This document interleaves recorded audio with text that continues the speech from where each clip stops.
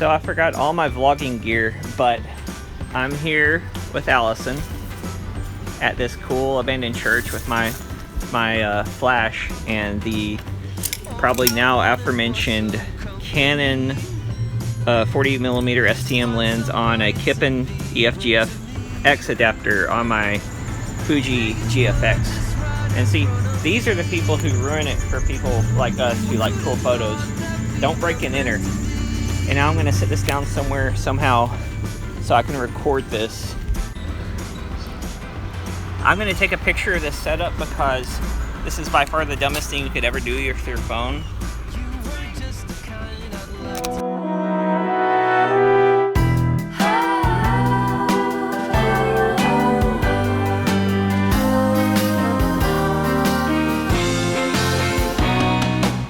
And for those wondering, here's that not so wise setup. I noticed a dearth of information about this adapter.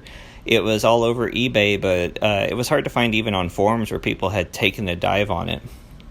So I decided to give it a good try before I went to the tech art route. Here's what you got. Here's the box it came in, and here's the camera with the lens on it. You see how nice and low profile it is with the Canon pancake and the Kipon adapter. And I'm not going to do an unboxing or anything, but as you can see, it's just a standard issue adapter. Feels pretty solid.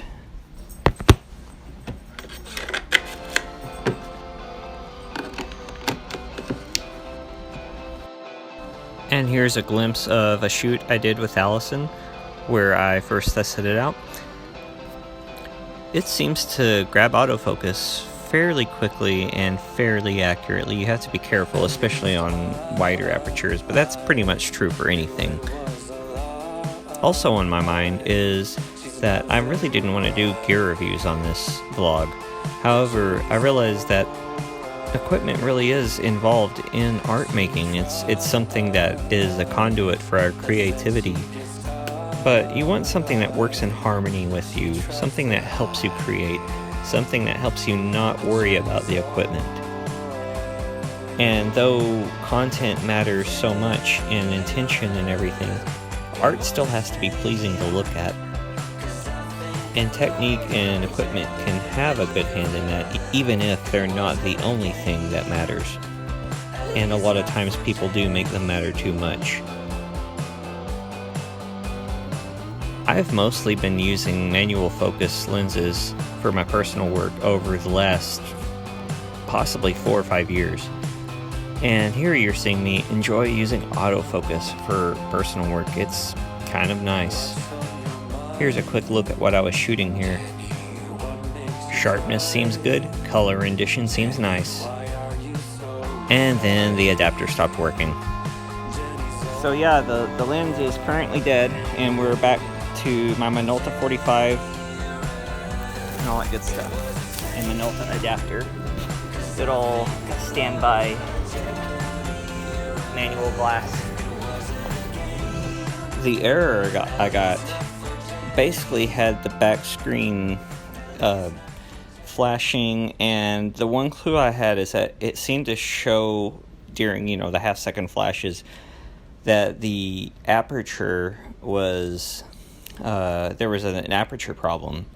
So I figured that the solution might be to remove the lens and put on another lens, that maybe the lens itself lost the aperture value or whatever. And because when I took the lens off and left just the adapter on, it behaved. It just, didn't have a lens on it. So all I did was I swapped out this lens with just a Canon 24-105. I put it on there, took a few shots. I did a whole other shoot, no problems. So it could just be that it has an occasional hiccup like that. It's 2 shoots in. It worked. Quick review from the field that this thing held up this time. This seemed to work well. I haven't looked at it on a computer yet, but the shot looks pretty well. And I also have to point out that my Adorama Flashpoint 8600 Pro, really long name, that saved the day because I want you to look at how bright it is. It is what the kids would say, bright AF. It is bright. I'll have to wait for the next issue or the next episode for you to see this picture, because there's this thing called publication embargo, where you shoot something for someone and they won't let you publish it, understandably, until they publish it. So why do I have an adapter for a camera that has perfectly good lenses? Well, have you seen the prices for those lenses? Also, I tried to do that when I got my GFX. I got the 32 to 64, and it broke, but it worked enough briefly for me to get a feel for it, and I was kind of disappointed for $2,000 in the zoom range. That said, I'm also not in Cult f1.2. I don't necessarily have to have everything at the shallowest possible depth of field. It is nice to have a shallower depth of field.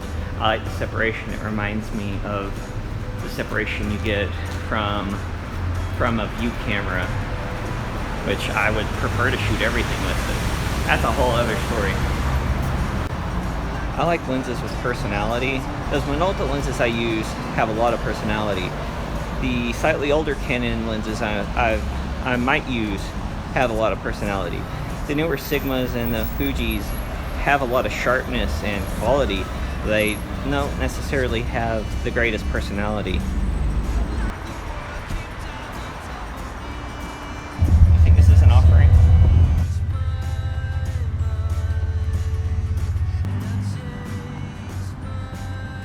Macadamia nut milk at the foundry, pretty good. I was totally doing product placement. File this under unintentional art. I can't show you any more of this photo right now, but I just want you to see this amount of sharp detail to the out of focus area. And here's another look at a shot I got with Allison with the requisite close-up. And here's a close-up of that first shot of Allison.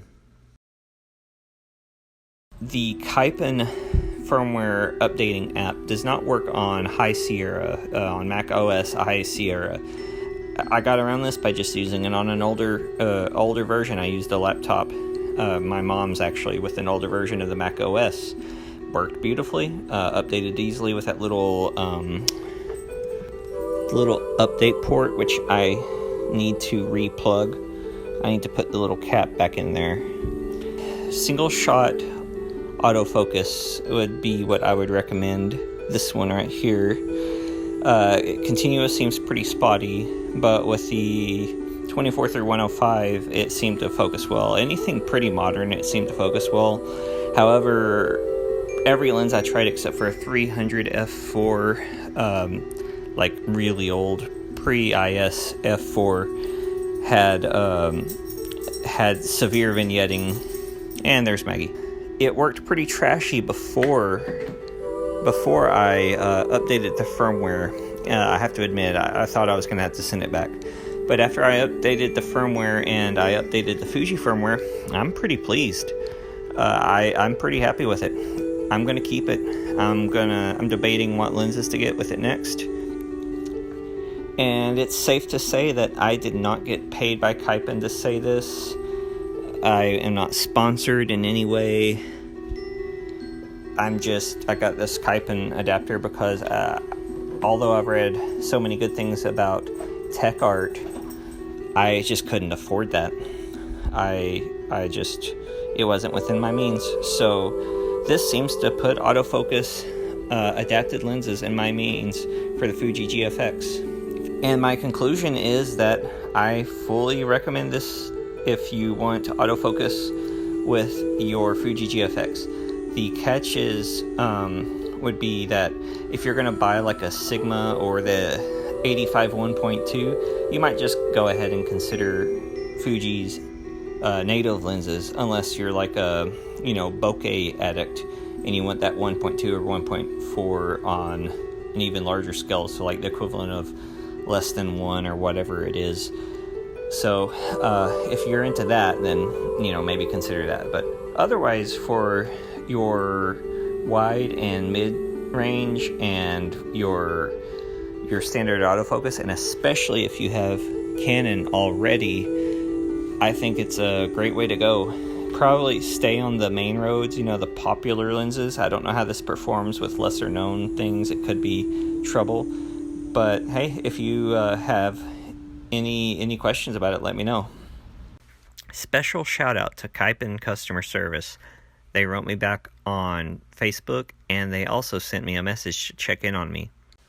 Bonus, they said they're releasing new firmware. Don't forget to subscribe and like this video and check out my other stuff. I will see you on Thursday.